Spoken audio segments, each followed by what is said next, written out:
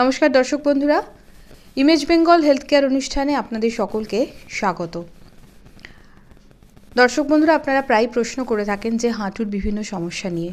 এই হাঁটুর বিভিন্ন সমস্যার মধ্যে যে সমস্যাটা আমাদের সবথেকে বেশি ভোগ হয় এবং আজকাল দিনে যে সমস্যাটা কোনো বয়স মানে না, সেটি হচ্ছে হাঁটুর ব্যথা, যন্ত্রণা, হাঁটু ভাঁজ করতে অসুবিধা, হাঁটু লক হয়ে যাচ্ছে, সিঁড়িতে মেঝেতে বসতে অসুবিধা হচ্ছে ইত্যাদি নানা প্রকার হাঁটু সংক্রান্ত সমস্যা। অধিকাংশ ক্ষেত্রে দেখা যায় যে এটা কিন্তু কোনো যে নির্দিষ্ট একটা বয়সে পৌঁছে হচ্ছে তা কিন্তু নয়। এটা কিন্তু দেখা যায় যে কম বয়সের যারা, তাদেরও কিন্তু এই হাঁটু ব্যথার সমস্যা দিনে দিনে বেড়ে যাচ্ছে। তাহলে আমরা ঘরোয়া উপায়ে এই হাঁটু ব্যথা প্রতিকার কিভাবে করতে পারবো, কী ধরনের জীবনযাত্রা আমাদের করা উচিত, কী ধরনের খাদ্যাভ্যাস করা উচিত এবং কী কী নিয়ম আমাদের মেনে চলতে হবে, এই বিষয়গুলো আজকে আমাদের জানা অত্যন্ত জরুরি। আর সেই জন্য আজকে আমরা আমাদের মধ্যে পেয়েছি কনসালটেন্ট রিউমাটোলজিস্ট ডক্টর অর্ঘ্য চট্টোপাধ্যায়কে। স্যার নমস্কার, আপনাকে ইমেজ বেঙ্গল হেলথ কেয়ারে প্রথমে স্বাগত জানাচ্ছি। নমস্কার স্যার, শুরুতেই আজকে যে বিষয় নিয়ে আমরা কথা বলতে চাইব সেটা দর্শক বন্ধুরা প্রায় তারা আসেন, অধিকাংশ মানুষেরই আজকাল পুরুষ মহিলা নির্বিশেষে হাঁটু ব্যথার প্রবলেম। এই ব্যথা ভীষণ কষ্টদায়ক এবং তারা অনেক সময় বুঝতে পারেন না, দেখা যায় যে সমস্যাটা ক্রমশ ধীরে ধীরে বেড়ে যাচ্ছে। প্রথমে আমি আপনার কাছে আসবো যে এই যে হাঁটু ব্যথা হয়, হাঁটু ব্যথার সাথে আর কি কি লক্ষণ দেখা দিলে তারা এটাকে একটা অসুখ বুঝে সতর্ক হবেন, সচেতন হবেন এবং জীবনযাত্রার ওপরে তারা আরও বেশি ফোকাস করবেন। ঠিক, হাঁটু ব্যথা ডেফিনেটলি ওয়ান অফ দ্য খুব কমন অসুখের মধ্যে, এবং যেটা একদম ঠিক বললে যে না কোনো বয়সের বাজবিচার আছে, না কোনো সব বয়সেই জিনিসটা দেখা যাচ্ছে। এবারে জিনিসটা একটু বুঝতে হবে যে হাঁটু আমাদের কিন্তু এমন একটা জয়েন্ট যেখানে আমাদের বডির ওয়েট বিয়ারিং জয়েন্টের মধ্যে পড়ে। এটার জন্য হাঁটুতে এই যে এফেক্ট হয়, বাকি সমস্ত যে জয়েন্ট আছে তার থেকে হাঁটুর এফেক্ট অনেক বেশি হয়। এবারে হাঁটুর ব্যথার কারণ যদি বলা হয়, অনেকেই এসে আমাদেরকে বলেন যে আমার হাঁটুতে আর্থ্রাইটিস হয়েছে, বা আমার কি আর্থ্রাইটিস হয়েছে, এটা অনেকের কাছে প্রশ্ন থাকে। যে জিনিসটা বুঝতে হবে, আর্থ্রাইটিস কথাটা কিন্তু প্রকৃতপক্ষে কোনো অসুখের নাম নয়। আর্থ্রাইটিস এটা সিমটমের লক্ষণ। ডাক্তারি ভাষাতে কোনো জয়েন্টের যদি কোনো রকম কোনো প্রদাহ হয়, জয়েন্টে ব্যথা হয়, তাকে ডাক্তারি ভাষাতে আর্থ্রাইটিস বলা হয়। হাঁটুতে হলে সেখানে নি আর্থ্রাইটিস হলো। হাঁটুতে যে অসুখটা খুব কমনলি হয় সেটা অস্টিও আর্থ্রাইটিস, যেটা ঘরে ঘরে অলমোস্ট প্রতিটা মানুষেরই একটা সার্টেন এজের পরে দেখা যাচ্ছে প্রায় প্রতিটা মানুষেরই হাঁটুতে ব্যথা, হাঁটাচলা করতে গেলে ব্যথা, সিঁড়ি ভাঙতে ব্যথা। তার আগে আর একটু বোঝা দরকার যে প্রত্যেকটা মানুষই কি অস্টিও আর্থ্রাইটিসে ভুগছে, ঠিক তা নয়। তাহলে কোন জিনিসগুলো লক্ষ্য করতে হবে? হাঁটু ব্যথা যখন একটা মানুষের হচ্ছে, তার সাথে অন্য কোনো জয়েন্টে ব্যথা আছে কিনা সেটা খেয়াল করতে হবে, এবং হাঁটু কখনো ফুলে গেছিলো কিনা সেটা একটা অসুখের লক্ষণ।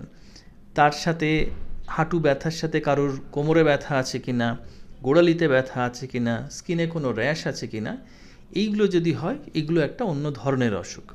তাহলে আমরা এই হাঁটুর ব্যথা বা হাঁটুর আর্থ্রাইটিসের যে কথা বলছি, সেই আর্থ্রাইটিসটাকে আমরা মূলত দুটো ভাগে ভাগ করতে পারি। কীরকম?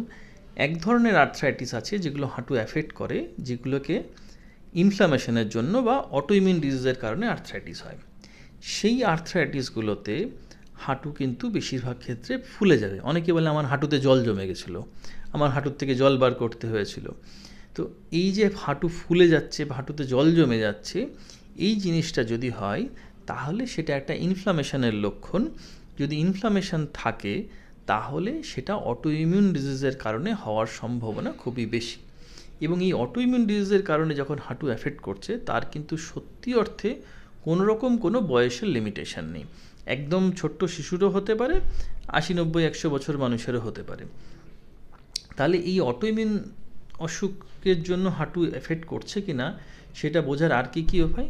সাধারণভাবে এই হাঁটুর ফোলার সাথে কিন্তু তাদের কোনো না কোনো অন্য সিমটমসও থাকে। যেমন ধরুন, কারোর হয়তো এই হাঁটু ফোলার সাথে গোড়ালিতে ব্যথা হলো। অনেকেই দেখে থাকবেন যে সকালে ঘুম থেকে উঠে পা ফেলতে গেলে লাগছে, গোড়ালিতে লাগছে। এই হাঁটু ব্যথার সাথে যদি গোড়ালির এরকম ব্যথা হয় তাহলে সেটা এক ধরনের বাতের লক্ষণ। হাঁটু ব্যথার সাথে কোমরে ব্যথা যদি থাকে সেটা একটা বাতের লক্ষণ। হাঁটু ব্যথার সাথে যদি কারো চোখ এফেক্ট হয়ে থাকে, অনেকে সোরিয়াসিস বলে এক ধরনের অসুখ হয়, সেগুলো এক ধরনের বাতের লক্ষণ। তার সাথে হাতের জয়েন্টে যদি ব্যথা থাকে সেটা এক ধরনের বাতের লক্ষণ। এইটা বলার এটাই কারণ এই ধরনের যে আর্থ্রাইটিসগুলো আছে, যেগুলো ইমিউন সিস্টেমের সমস্যার জন্য হাঁটু এফেক্ট করে, সেটা কিন্তু সম্পূর্ণভাবে ওষুধ দিয়ে কিওর সম্ভব।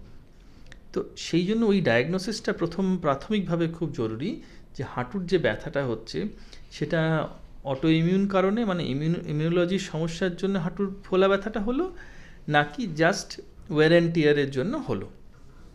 এবারে যদি এই অটো ইমিউন থাকে, তার নির্দিষ্ট কিছু পরীক্ষা নিরীক্ষা আছে, সেই পরীক্ষা নিরীক্ষা করে রোগটা নির্ণয় করা গেলে আজকের দিনে তার জন্য খুব ভালো ভালো ওষুধ অ্যাভেলেবেল আছে। সেই ওষুধগুলো নিয়ম করে খেয়ে গেলে সেটা অসুখটা একদম অ্যাবসলিউটলি কন্ট্রোলে রাখা যায়।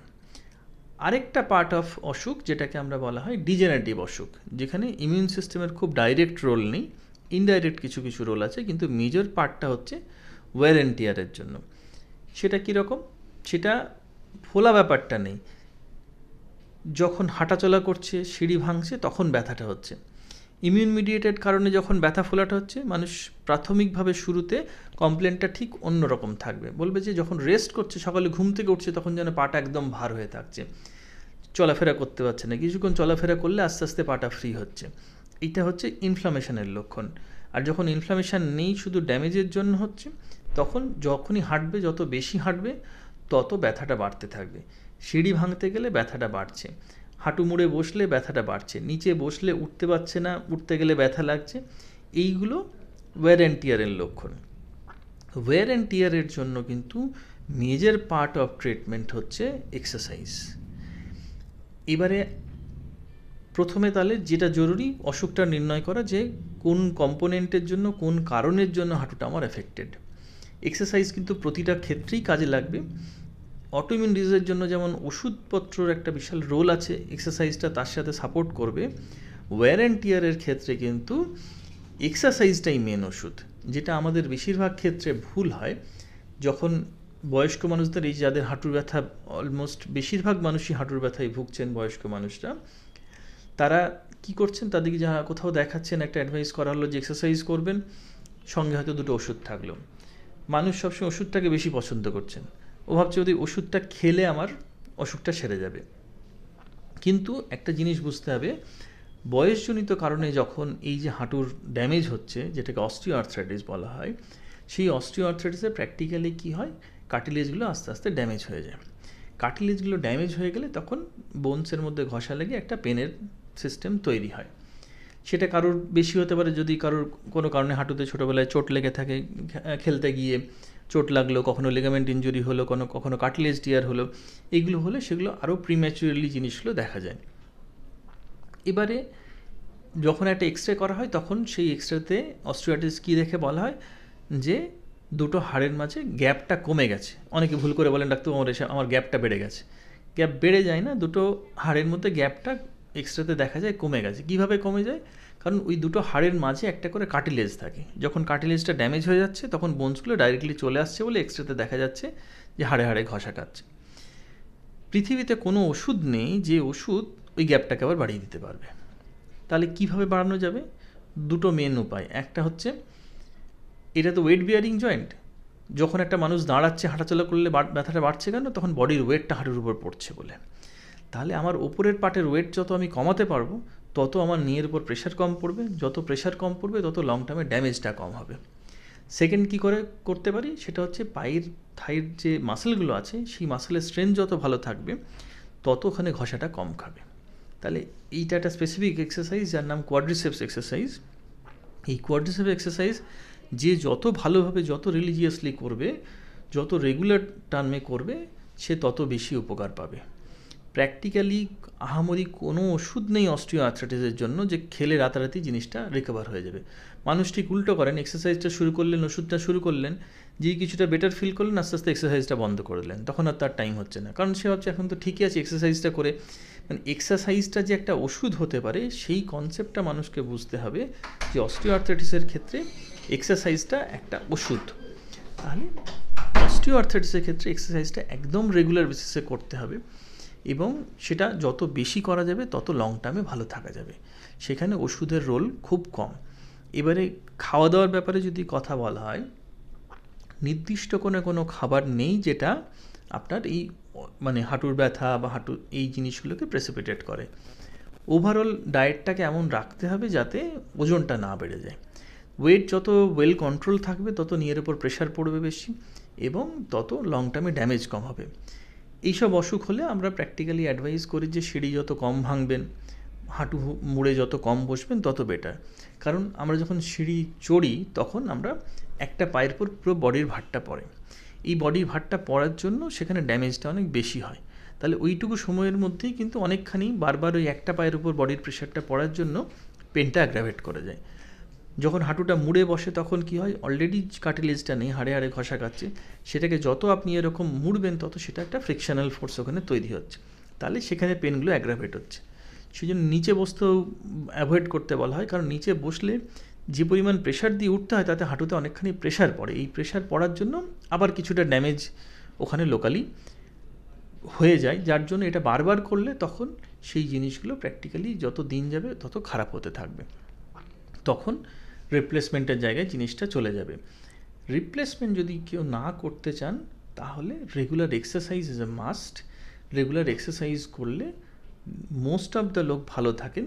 যাদের একদম হাঁটু ড্যামেজ হয়ে গেছে, সেটা ধরুন কারোর কোনো অ্যাক্সিডেন্ট হয়েছিল, নি একদম ড্যামেজ হয়ে গেছে, কার্টিলেজ নেই, সব মানে পুরো দুটো হাড় একদম জোড়া লেগে গেছে, সেক্ষেত্রে খুব একটা বেশি মেডিক্যালি করা যায় না। Still exercise is a must. যদি রিপ্লেস করতেও চাই কেউ, তাহলেও কিন্তু এক্সারসাইজ না করলে রিপ্লেসের সাকসেস রেট অনেকখানি কমে যায়।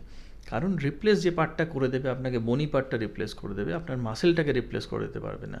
তো মাসেলের স্ট্রেংথ যদি ভালো না থাকে, পোস্ট অপারেটিভ আউটকামও কিন্তু সেক্ষেত্রে সমস্যা হবে। সেজন্য এক্সারসাইজ, অস্টিওআর্থ্রাইটিস যারা বয়স্ক মানুষ শুধু হাঁটুর সমস্যায় ভুগছেন আর অন্য কোনো সমস্যা নেই, হাঁটু কখনো ফুলে যায়নি, তাদের মেন ওষুধ একটাই ওষুধ, সেটা হচ্ছে এক্সারসাইজ। রেগুলার এক্সারসাইজ করলে, কোয়াড্রিসেপস এক্সারসাইজ করলে এবং ওই যে কটা মানা আছে, যত সিঁড়ি প্র্যাকটিক্যালি কম ভাঙবেন, যত হাঁটু কম মুড়ে বসবেন, যত নিচে কম বসবেন, সেগুলো হলে হাঁটুর ড্যামেজটা লং টার্মে কম হবে।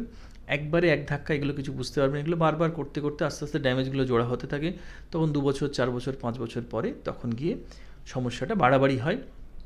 এবং এক্সারসাইজটা একদম শুরুর থেকে যে মানুষ যত শুরুর থেকে করেছেন তার লং টার্মে গিয়ে সমস্যা কম, তার হাঁটু চেঞ্জ করতে হওয়ার দরকারটা কম হবে। কারণ প্রাথমিক ক্ষেত্রে আমরা হাঁটুতে ব্যথা হলে সেটাকে ইগনোর করি। অনেকেই সেরকম বলেন যে হাঁটু কত দিনের ব্যথা, না এই 5 মাস ধরে হয়েছে।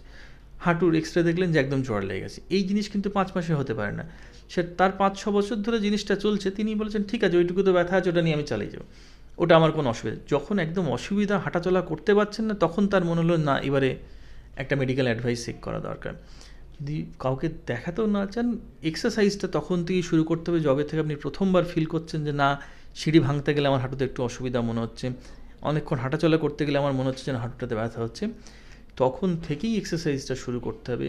ওয়েটটা সেরকমভাবেই ম্যানেজ করতে হবে যাতে হাঁটুর উপর প্রেশারটা কম পড়ে, তাহলে লং টার্মে ভালো থাকবেন এবং হয়তো রিপ্লেস করার কোনো দরকারই পড়বে না।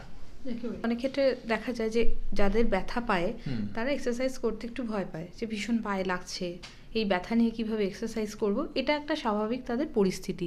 এই পরিস্থিতিতে দাঁড়িয়ে তারা কি করবেন? ঠিক, এক্সারসাইজ করতে হবে। কারোর যদি এক্সারসাইজ শুরু করলে ব্যথাটা বাড়ছে, তাহলে তাকে গ্র্যাজুয়ালি বাড়াতে হবে। এক্সারসাইজ না করলে ওই সাইকেলটার থেকে বেরোতে পারবেন না। যেমন অনেকে বলেন আমি কি হাঁটবো, হাঁটলে তো হাঁটুর আরও ক্ষয় হবে।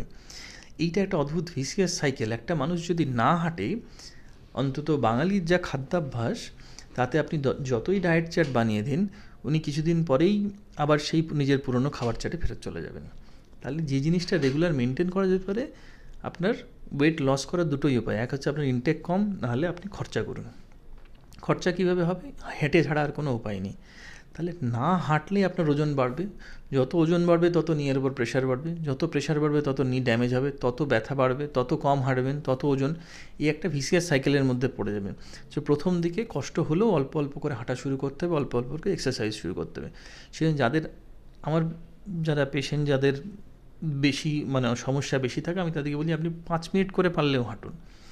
আপনি প্রথম 1 সপ্তাহ 2 সপ্তাহ 5 মিনিট করে হাঁটুন, বডিটাকে অভ্যাস করুন। কারণ বডির অভ্যাস নেই, আপনি হঠাৎ করে খুব উৎসাহ পেলেন আজকে যে এক্সারসাইজ করবো, কালকে আধ ঘন্টা এক্সারসাইজ করলেন, তারপর এমন ব্যথা বেড়ে গেলে 1 মাস বন্ধ করে এবং বললেন মাথার মধ্যে ঢুকে গেলে যে আমার এক্সারসাইজ করলে ব্যথা বেড়ে যায়, তাহলে আমি আর এক্সারসাইজ করবো না। তাহলে সেটা ওয়ে আউট কখনোই হতে পারে না, তাহলে আর কোনো দিনই ওই সিস্টেমটার থেকে বেরোতে পারবেন না। আপনি শুরুতে 5 মিনিট করে শুরু করুন, 1 সপ্তাহ 2 সপ্তাহ বডিকে অভ্যাস করান, তারপর আস্তে আস্তে সেটাকে 10 মিনিট করুন, 15 মিনিট করুন। এইভাবে গ্র্যাজুয়ালি স্টেপ ওয়াইজ এক্সারসাইজগুলোকে বাড়ান, যাতে বডি আস্তে আস্তে জিনিসটাকে অ্যাক্লিমেটাইজ হয়ে যেতে পারে এবং আস্তে আস্তে এক্সারসাইজটা রেগুলার আপনি করতে পারেন। মোস্ট ইম্পর্টেন্ট হচ্ছে রেগুলার করা। মানুষ শুরু করে খুব উৎসাহ নিয়ে 1 মাস 2 মাস করে, তারপরে আস্তে আস্তে বন্ধ করে দেয়, সবাই ভীষণ ব্যস্ত হয়ে যায়। একদম। স্যার, আরেকটা বিষয় হচ্ছে যে এই যাদের হাঁটু ব্যথা, তাদের তো ডেলি কাজ করতে হয়, ধরুন বাজার করা, আরও কিছু ভারী কাজ করা, এই ধরনের যে ওয়েট বিয়ারিং, এক্ষেত্রে কি কোনো নিয়ম আছে হাঁটু ব্যথার ক্ষেত্রে? ওয়েট তুললে তার উপর কিছুটা প্রেশার তো যদিও হাতের উপর থাকলে ডাইরেক্ট পড়ার কথা নয়, মানে যারা ধরুন মাথায় ওয়েট ক্যারি করছে তাদের প্রেশারটা পুরো ডাইরেক্টলি পড়বে, হাতে ক্যারি করলে অতটা ডাইরেক্টলি হাঁটুর উপর পড়ে না। সেখানে সবসময় বলো ওয়েটটা ডিস্ট্রিবিউট করে নিলে ভালো, মানে বাজারের একটা ব্যাগের জায়গায় 2 হাতে 2টো ব্যাগ নিন, আপনার ওয়েটটা ডিস্ট্রিবিউট হয়ে যাবে। তো হাঁটুর উপর যদি ডাইরেক্ট কোনো কারণে প্রেশার পড়ে তাহলে ডেফিনেটলি সেটা অ্যাড অন ফ্যাক্টর হবে ড্যামেজের জন্য। সেক্ষেত্রে বাজার করাটাতে কোনো অসুবিধা নেই, বাজারটা ডিস্ট্রিবিউট করে 2টো হাতে নিয়ে নিলেই সেক্ষেত্রে কোনো অসুবিধা হবে না। কিন্তু রেগুলার হাঁটাটা রাখতে হবে, রেগুলার কাজকর্মে এবং অ্যাক্টিভ শুধু তার জন্য নয়, যত একটা মানুষ কম হাঁটবে, যত কম এক্সারসাইজ করবে, ওভারঅল মাসেলের স্ট্রেংথ কিন্তু কমতে থাকে। এমনি বয়সের সাথে সাথে ডিউ টু এজিং প্রসেস মাসেলের স্ট্রেংথ কমতে থাকে। মাসেল যত খারাপ হবে বোনের স্ট্রেংথ তত খারাপ হবে, সেটা বয়সের জন্য হবে। একটা মানুষকে দেখা গেছে বিভিন্ন স্টাডিতে যে কারোর ধরুন একটা বড়ো অপারেশন হলো, মেজর অপারেশনের পর কেউ যদি 1 মাস 2 মাস শুয়ে থাকে, তাহলেই তার হাড়ের একটা সিগনিফিক্যান্ট অ্যামাউন্ট অফ ক্ষয় শুরু হয়ে যায়। ওই যে মুভ হচ্ছে না, মুভ না হলেই ওখানে ব্লাড সার্কুলেশন কম হবে, ব্লাড সার্কুলেশন কম হলেই সেখানে নিউট্রিশন কম পৌঁছাবে এবং সেটার একটা ডিগ্রেডেশন হবে। তো সেই জন্য একটা মানুষ যত রেগুলার অল্প হলেও 10 মিনিট 15 মিনিট হলেও যিনি হাঁটেন, রেগুলার একটু এক্সারসাইজ করেন, তার কিন্তু ওভারঅল বোন হেলথ মাসেল হেলথ অনেক বেটার থাকে। একেবারেই। স্যার, এবারে আমি আরেকবার খাওয়া দাওয়ার কথায় আসবো, একটু যদি মেনশন করে দেন যে কী ধরনের খাওয়া দাওয়াগুলো বেশি করতে হবে এবং কোনগুলোকে বর্জন করতে হবে? অস্টিওআর্থ্রাইটিসের জন্য খাওয়া দাওয়া স্পেসিফিক কিছু বর্জন নেই, একমাত্র যদি ইউরিক অ্যাসিডের সমস্যার জন্য হাঁটুতে ফোলে, তাহলে ইউরিক অ্যাসিডের জন্য স্পেসিফিক 5 ধরনের খাবার বড় বড় যে বিজ্ঞানের গবেষণা আছে সেগুলোতে বারণ করা আছে। Red meat, sea food, cold drinks, can juice, alcohol, এই 5টা খাবারে দেখা গেছে খুব ডেফিনেটলি ইউরিক অ্যাসিড রিলেটেড সমস্যাগুলো বাড়ে এবং সেগুলো যদি হাঁটুতে ডিপোজিট হয় তাহলে হাঁটুতে পেন হতে পারে। আদারওয়াইজ জেনারেল হেলথের জন্য repeatedly fried food, oily food যেগুলো খেলে ওজন বাড়ে, সেই জিনিসগুলোকে অ্যাভয়েড করে। সেগুলো অ্যাভয়েড করলেই ওয়েটটা না বাড়লেই হাঁটুর উপর প্রেশার কম পড়বে, প্রেশার কম পড়লেই আপনার লং টার্মে ড্যামেজ কম হবে। তো সেই খাবারগুলো যেগুলো আমরা হেলদি খাবার বলতে যেগুলো বুঝি, হেলদি লাইফস্টাইল বলতে যেটা বুঝি, সেগুলো যদি কেউ একটা মানুষ মেনটেন করেন তাহলেই ওভারঅল হেলথ এবং হাঁটু as a part of health definitely ভালো থাকবে। আমরা অনেক সময় সাপ্লিমেন্টের কিছু কথা শুনে থাকি, কোলাজেন বা গ্লুকোসামাইন, এই ধরনের সাপ্লিমেন্টের কথা শুনে থাকি। এই ধরনের সাপ্লিমেন্টগুলো আমাদের হাঁটু ব্যথার জন্য কি উপকারী? কিছু কিছু ছোটো ছোটো স্টাডিতে কোলাজেন বা গ্লুকোসামিনের যে কথা বললেন সেগুলোতে দেখা গেছে পজিটিভ রেজাল্ট আছে। অনেক ক্ষেত্রে ইনিশিয়াল ফেজ অফ ট্রিটমেন্টে আমরা কোলাজেন বা গ্লুকোসামিন বা কন্ড্রোইটিন সালফেট বা ডায়াসেরিন এই ধরনের বিভিন্ন ওষুধ আমরা অনেক সময় দিয়ে থাকি শুরুর দিকটা, কিন্তু খুব বড় মাপের যে স্টাডি হয়েছে এই সব ওষুধ নিয়ে সেগুলোতে কিন্তু খুব এক্সেপশনাল বেনিফিট কিছু পাওয়া যায়নি। সেই জন্য অস্টিওআর্থ্রাইটিসের ক্ষেত্রে শুধুমাত্র ওষুধের উপর রিলাই না করে প্রথম দিনেই মাথায় ঢুকিয়ে নিতে হবে আপনার ওষুধটা কিন্তু হচ্ছে এক্সারসাইজ, বাকি যেটা খাচ্ছেন সেটা সাপ্লিমেন্ট। আমাদের ওষুধ বলতে আমরা ট্যাবলেটগুলোকে বুঝি, অস্টিওআর্থ্রাইটিসের ক্ষেত্রে ওষুধটা কিন্তু আপনার এক্সারসাইজ, বাকি যা খাচ্ছেন ট্যাবলেট ফর্মে সেটা সাপ্লিমেন্ট। একদম। স্যার, লাস্ট যেটা প্রশ্ন, যে অনেক সময় চিকিৎসকরা তারা হাঁটু ব্যথার জন্য হাঁটুতে ইঞ্জেকশন দিয়ে থাকেন, এর রোলটা যদি একটু বুঝিয়ে বলেন। হাঁটুতে ইঞ্জেকশন 2-3 রকমের হয়। যদি হাঁটুতে এক্সেসিভ ইনফ্লামেশন থাকে, প্রচুর জল জমে যায়, সেক্ষেত্রে অনেক সময় হাঁটুতে স্টেরয়েড ইঞ্জেকশন দেওয়া হয়, সেটা অ্যাকিউট ইনফ্লামেশনটাকে কন্ট্রোল করতে হেল্প করে। তবে সেগুলো রিপিটেড দিলে তখন হাঁটুতে ইনফেকশন হওয়ার রিস্ক বাড়ে। ইন জেনারেল হাঁটুতে ইঞ্জেকশন দেওয়ার যেটা সবথেকে ভয় থাকে যে হাঁটুর মধ্যে বাইরে থেকে ইনফেকশন ইন্ট্রোডিউস হয়ে যাওয়া। এটা সেপটিক আর্থ্রাইটিস হয়ে গেলে সেটা একটা খুব মেজর সমস্যা দেখা যায়। তাছাড়া যে ধরনের ইঞ্জেকশন পাওয়া যায়, কিছু ভিস্কো সাপ্লিমেন্টেশন বলে পাওয়া যায়, যেগুলো এক ধরনের জেলির মতন মেটেরিয়াল, সেটা ইনজেক্ট করে দিলে অনেক সময় ওই যে হাড়গুলো ডাইরেক্ট ঘষা লাগছে সেই মাঝের একটা ও লেয়ার তৈরি করে কিছুটা পেন রিলিফ করে, কিন্তু এগুলো কোনোটাই পার্মানেন্ট নয়, টেম্পোরারি লাভ থাকে। এবং অন টপ এগুলো যদি যে অস্টিওআর্থ্রাইটিসের একদম আর্লি স্টেজগুলোতে যদি হয়, স্টেজ 1 স্টেজ 2, এগুলোতে বেটার কাজ করে দেন অ্যাডভান্স যদি অস্টিওআর্থ্রাইটিস হয়ে যায় তাহলে এই ভিস্কো সাপ্লিমেন্টেশনেরও খুব একটা রোল নেই। আরেকটা ইঞ্জেকশন মানে এখন অনেকে ইউজ করছেন পিআরপি বলে, পিআরপি ইঞ্জেকশনও কিন্তু সেগুলোও আপনার খুব ইনিশিয়াল ফেজ অফ অস্টিওআর্থ্রাইটিসে, কিন্তু এগুলোর কোনোটারই খুব এক্সেপশনালি প্রমিসিং রোল নেই। যতগুলো বড় বড় স্টাডি হয়েছে লার্জ স্কেলে, কোনোটাতেই খুব এক্সেপশনাল বেনিফিট এগুলোর কোনোটারই দেখতে পাওয়া যায়নি। So exercise still remain major মানে way of treatment osteoarthritis. Weight control রাখা, মানে ইটস এ লাইফস্টাইল ডিজিজ, সেই অর্থে লাইফস্টাইল যদি কন্ট্রোল থাকে তাহলেই মানুষটা লং টার্মে ভালো থাকবে। অনেক ধন্যবাদ স্যার, আমরা খুব সুন্দর কিছু তথ্য জানলাম। এবং হাঁটু ব্যথা এই সমস্যা নিয়ে আমরা বয়সজনিত কারণে শুধু নয়, যে কোনো বয়সে আমরা ভুগে থাকি, তাই কিভাবে আমরা একদম ঘরোয়া উপায়ে প্রথম থেকে এই হাঁটু ব্যথার মোকাবিলা করব, কিভাবে ভালো থাকবো, স্যার খুব সুন্দরভাবে বুঝিয়ে দিয়েছেন। অবশ্যই আপনারা image Bengal health care like করুন, শেয়ার করুন এবং সাবস্ক্রাইব করুন। আর আপনাদের যদি কোনো বিষয় জানার থাকে তাহলে অবশ্যই আপনারা আমাদের কমেন্ট বক্সে এসে লিখে জানান। আপনারা সকলেই সুস্থ থাকুন, ভালো থাকুন। স্যারকে ধন্যবাদ আমাদের এই অনুষ্ঠানে আসার জন্য। নমস্কার।